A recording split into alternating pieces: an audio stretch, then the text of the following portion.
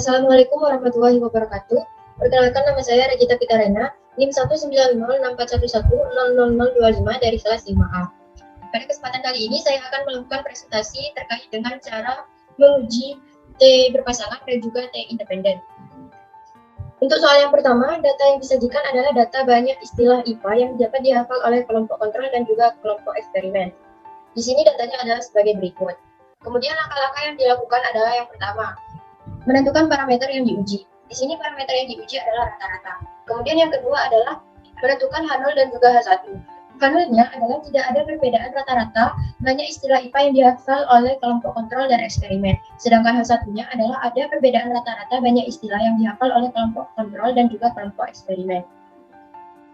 Langkah yang ketiga adalah menentukan taraf kepercayaan. Di sini taraf kepercayaannya adalah 95% dan juga taraf signifikannya adalah 0,05.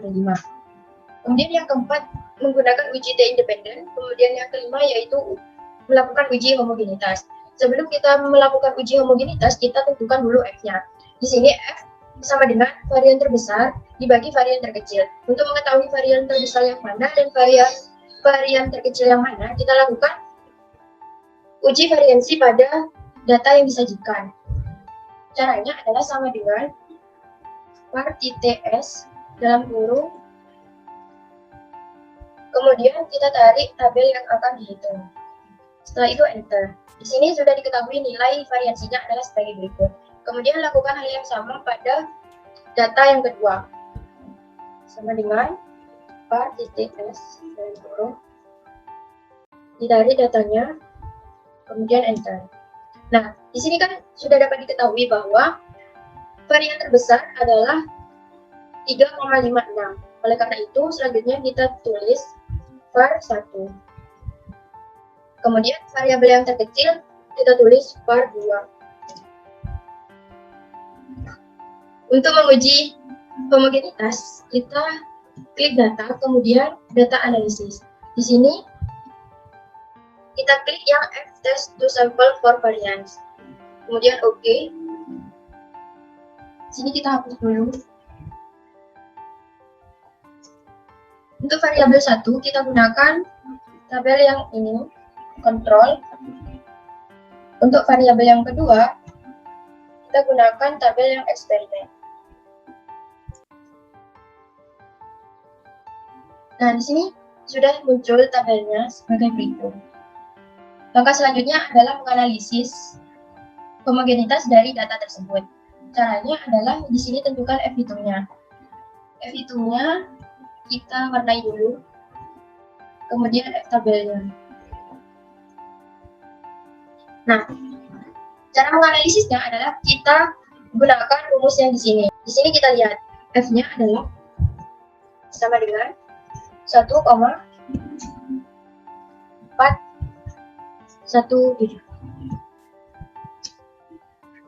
Sedangkan F-tabelnya adalah 2,448. Sudah jelas bahwa F itu lebih kecil dari F-tabel.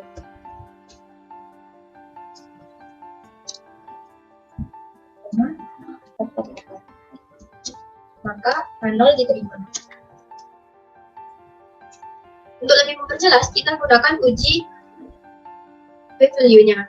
Nah, di sini p-value-nya kita kasih warna kuning. Nah, di sini p-value-nya adalah 0,256.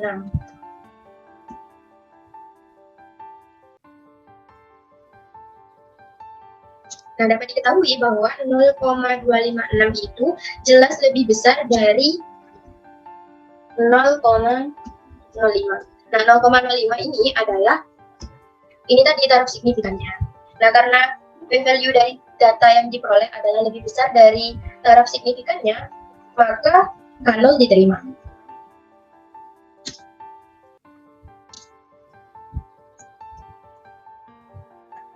Dari kedua uji tersebut, jika H0-nya sama-sama diterima, maka hasil homogenitasnya adalah data bersifat homogen.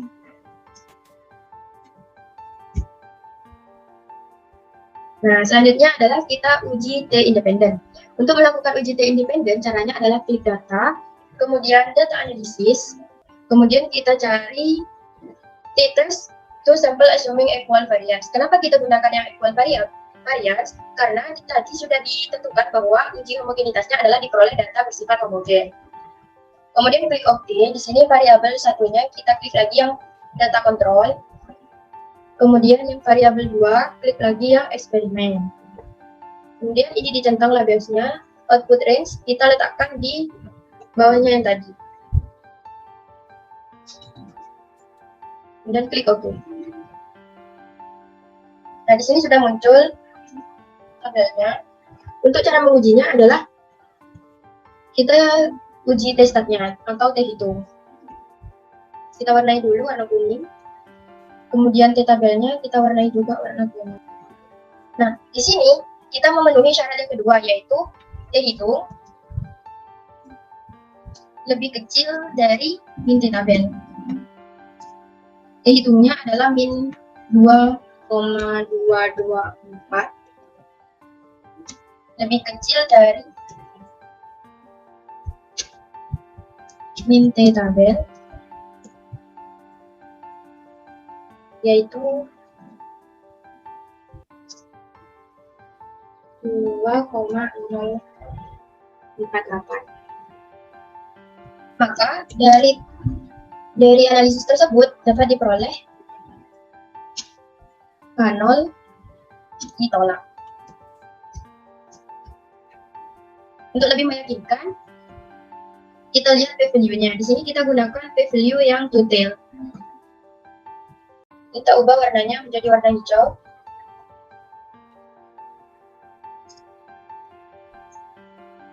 Di situ sudah diketahui bahwa p-value-nya adalah 0,034.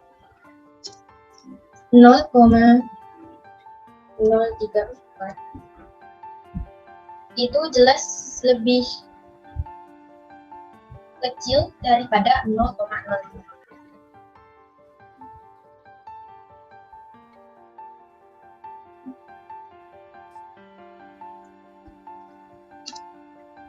Maka K0 ditolak.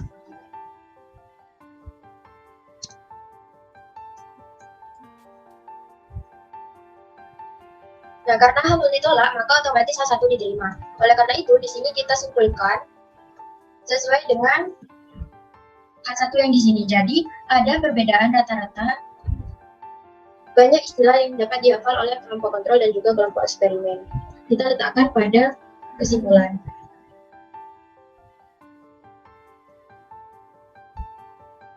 Selesai. Kemudian beralih pada soal yang nomor 2. Untuk soal yang kedua, disajikan data hasil pretest dan posttest pedagogik guru IPA. Nah, di sini data yang disajikan adalah sebagai berikut. Untuk langkah yang pertama adalah sama, yaitu menentukan parameter yang diuji. Di sini parameter yang diuji adalah rata-rata. Kemudian yang kedua yaitu menentukan H0 dan juga H1. H0-nya adalah tidak ada perbedaan rata-rata kemampuan pedagogi guru sebelum dan sesudah pelatihan. Kemudian H1-nya adalah ada perbedaan rata-rata kemampuan pedagogi guru sebelum dan sesudah pelatihan. Langkah yang ketiga yaitu menentukan taraf kepercayaan dan juga taraf signifikan. Untuk taraf kepercayaan pada soal nomor 2 ini adalah sebesar 95%, sedangkan taraf signifikannya yaitu sebesar 0,05. Kemudian yang keempat yaitu menggunakan uji T berpasangan. Yang kelima yaitu melakukan uji hipotesis. Di sini caranya adalah dengan cara kita klik data, kemudian data analisis, kita cari yang t-test pair to sample formings. Kita klik OK.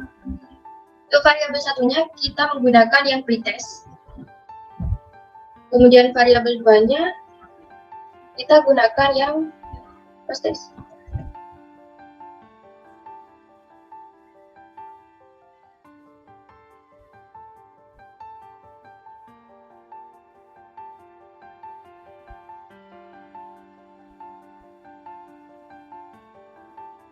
Kemudian labelnya dicentang.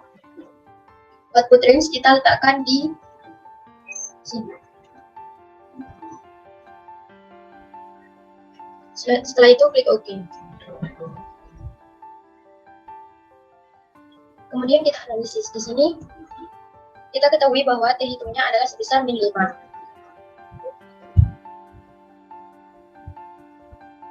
Kita warnai dulu. Kemudian T tabelnya adalah sebesar 2,14. Di sini kita ketahui bahwa nilai T hitungnya itu sebesar min 5,469 tidak berada di antara min 2 dan juga 2,144. Oleh karena itu kita menggunakan syarat yang kedua, yaitu T hitung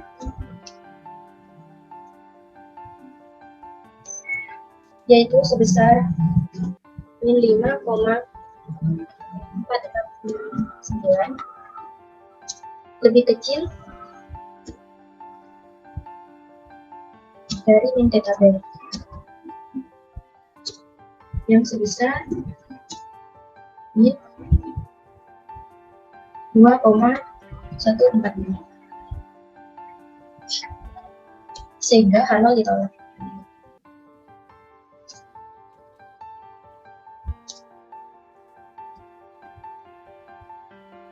Kemudian untuk lebih memperjelas, kita lakukan analisis pada p-value-nya. Di sini p-value-nya kita gunakan yang p-value detail.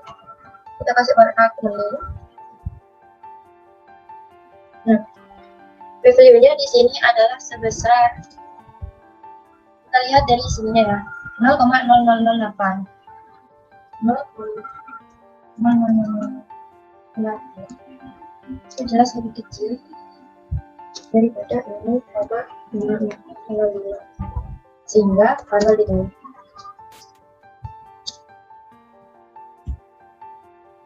Nah, karena dari kedua hasil tersebut diperoleh H0 ditolak, maka otomatis H1 yang diterima. Nah, oleh karena itu dapat dikatakan bahwa ada perbedaan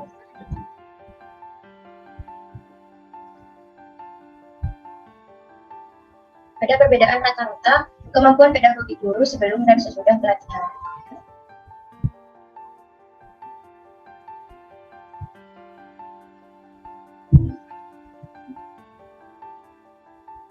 Sekian yang dapat saya sampaikan, kurang lebihnya mohon maaf. Wassalamualaikum warahmatullahi wabarakatuh.